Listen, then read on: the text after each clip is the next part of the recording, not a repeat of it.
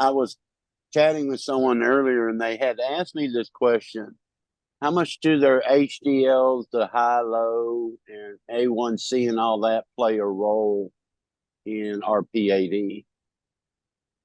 In general, we can identify four main risk factors for PAD. One is high cholesterol, one is high blood pressure, one is diabetes, one is smoking. So of the four, all they all play a role. HDL and appropriate ratios of cholesterol is certainly important. And as I was saying earlier, only about 1/3 of patients with critical limb ischemia end up with optimal medical management. Now, what does optimal medical management look like? Well, in general, for patients, as you were saying about HDL and LDL, those patients need to be, most of those patients need to be on statin therapy in order to optimize that as best you can.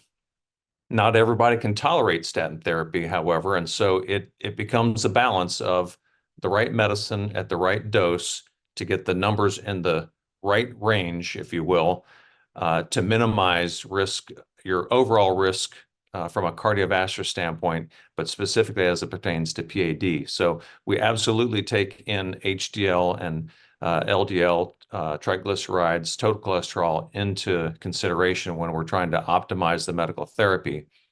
I will tell you that many of my patients that I see, by the time they get to me, are already on some form of lipid-lowering therapy, but may not be optimized.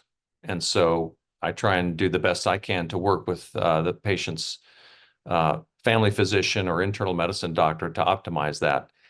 In general, in patients that have multiple vascular risk factors, we try and get that LDL down to at least 70 or below. And sometimes that's hard because of the adverse side effect profile of some of these medications, but absolutely is important. It's one of the big four when it comes to risk factors for PAD.